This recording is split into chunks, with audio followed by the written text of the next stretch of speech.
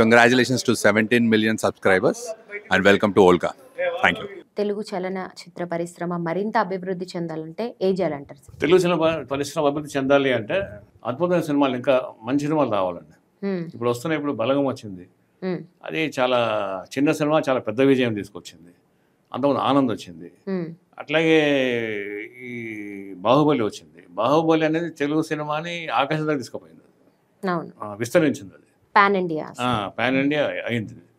అయితే ఆ పాన్ ఇండియాలో ఏమవుతుందంటే ఒక ప్లస్ పాయింట్ ఏముంటుందంటే, పాన్ ఇండియాలో అందరినీ కలుపుకొని పోయే తత్వం ఉంటుంది. దాని యొక్క మార్కెట్ వాల్యూ చాలా విస్తారంగా ఉంటుంది. కానీ అదే సమయంలో ప్రాంతీయ కోణం తగ్గుతుంది దాంట్లో. అంటే నేను తెలుగు సినిమా చేస్తున్నాము, గుడికి పోయినాడు, అది ఇట్లా బొట్టు పెట్టుకొని పంచ కట్టుకొని గుడికి పోయాడు అంటే అది పాన్ ఇండియాలో అవ్వదు. అంటే ఎక్కడైతే ఒక స్థానికపరమైన అంశాలని తీసుకొని, ఇది మన కథ, మన ఇంటి కథ, మన ఊరి కథ, ఇది కేవలం మనకు మాత్రమే చూసే, మనకు సంబంధించిన మాత్రమే కథ అని అనుకుంటే అది పెద్ద హిట్ అవుతుంది. ఇప్పుడు బలగం సినిమా ఉంది, దాన్ని పాన్ ఇండియా సినిమా కూడా అనొచ్చు. అది డిఫరెంట్ లాంగ్వేజ్ రిలీజ్ అయింది, అది హిట్ అయింది కూడా, కొన్ని సౌత్ ఇండియన్ లాంగ్వేజ్లో. సో అలాంటి సినిమాలు చేయాలి. ఇవాళ ఇంకోటి ఏమంటే, షార్ట్ ఫిల్మ్ మేకర్స్ చాలామంది ఉన్నారు. వాళ్ళందరూ ఒక సైనికుడే, ప్రతి ఒక్కరు ఒక కాబోయే దర్శకుడే. ఇవాళ ఎంతముందు ఇలాంటి అవేర్నెస్ లేదు. అంటే వాళ్ళకి అప్పుడు చేతిలో ఆయుధం లేదు, ఒక కెమెరా లేదు. ఇవాళ ఒక సెల్ ఫోన్ ఉందంటే సెల్ ఫోన్తో సినిమా చేయొచ్చు. అంటే సినిమా తీయడానికి వాళ్ళకి కావాల్సింది సాంకేతిక అనే అంశం మీద అవగాహన ఒకటి, ఉన్నదాన్ని వాడుకోవడం అని ఒకటి. Idea is most important. ఒక ఐడియా కనుక ఒక షార్ట్ ఫిల్మ్ మేకర్కి ఉంది అంటే అతనికి రాజమౌళికి తేడానే లేదు.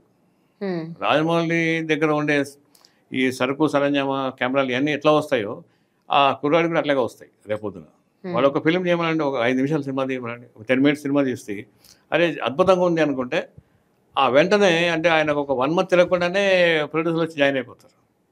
అలాంటి స్వర్ణయుగం ఇది ఇప్పుడు నడుస్తుంది. మేము కొమరం తీసిన రోజుల్లో అష్టకష్టాలు పడి ఆ ఫిలింని కడిగి వాళ్ళని పట్టుకొని వీళ్ళని పట్టుకొని చేసుకుంటూ పోయిన రోజులు వేరే. ఇవాళ అవకాశాలు ఇట్లా మనకి ముందుకు వచ్చేస్తున్నాయి. ఇవాళ ఓవర్నైట్ స్టార్ అవుతున్నారు. ఒక వీడియో వైరల్ అయిందంటే ఇక వాడు మొత్తం వైరల్ అయిపోతారు. అది కుమారి ఎందుకంటే ఎంత కష్టపడ్డ వాళ్ళు ముందుకు రమ్మంటే చాలా కష్టంగా ఉంటుంది. అంటే వాళ్ళకి అంత ఇది ఉండదు. మీరు అన్నట్టుగా ఓవర్ నైట్ లో స్టార్స్ అయిపోతున్నారు. అది ఊరికే ఎవరేమో, దానికి అదే అంటున్నాను సార్. ఒక ఐడియా ఉండాలి, అది సందర్భం కలిసి రావాలి వాళ్ళకు. ఒక వీడియో పెద్ద హిట్ అయిపోతుంది. మొన్న ఒక బామ్మకి ఒక ఆయన సంగీతం నేర్పిస్తాడు కుర్రాడు. వాళ్ళ బామ్మ చాలా పెద్ద మనిషి.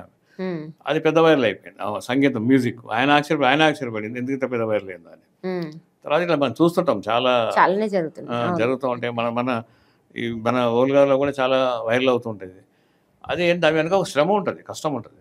ఊరికే అట్లా అయిపోతుంది. అంటే లాటరీ కాదు, వీడియో వైరల్ అవ్వడము, వీడియో జనానికి వెళ్ళడం అంటే దానిలో అంశం ఉండాలి. అందులో నా ఉద్దేశం ఏంటంటే, అసభ్యత లేకుండా, అశ్లీలం లేకుండా, చెడుదారి పట్టకుండా, ఎవడైతే వీడియో తీస్తాడో, వీడియోని జనం తీసుకెళ్తాడో వాడే మనగాడు, వాడే హీరో, వాళ్ళే హీరోయిన్. నా ఉద్దేశంలో వాళ్ళే కథానాయకులు. లైక్స్ ఇంపార్టెంట్ కాదు, మనము ఏమి అమ్మి డబ్బులు సంపాదిస్తున్నాము అనేది ఇంపార్టెంట్. మనము అంటే మెస్ పెట్టి సంపాదిస్తున్నామా, లేకపోతే డ్రగ్స్ పెట్టి అమ్ముకొని సంపాదిస్తున్నామా అనేది చాలా ఇంపార్టెంట్. డబ్బులు ఎవరికి ఎక్కువ తక్కువ పక్కన పెట్టేస్తే సమాజం ఏం కోరుకుంటుంది, వాళ్ళకి ఏం కావాలనేది చాలా ఇంపార్టెంట్. అందుకని నేను షార్ట్ ఫిల్మ్ చేసిన మిత్రులందరికీ చెప్తూ ఉంటాను, అసభ్య జోలికి వెళ్ళకండి, అశ్లీలం తీసుకోకండి. మీ ఐడియా అశ్లీలం అక్కర్లేదు. ఇప్పుడు బలగంలో ఏముందని అంత పెద్ద హిట్ అయింది, మళ్ళీ చూస్తూ ఉన్నారు. షార్ట్ ఫిల్మ్స్ ఉన్నాయి, ఒక 14 లక్షలు 20 లక్షలు కోటి వ్యూస్ ఉన్న కొన్ని షార్ట్ ఫిల్మ్స్ ఉంటాయి. అసభ్యతే ఉండదు, అందులో హ్యూమన్ యాంగిల్ ఉంటుంది. సో దాని రకంగా తీసి ఇట్టవండి.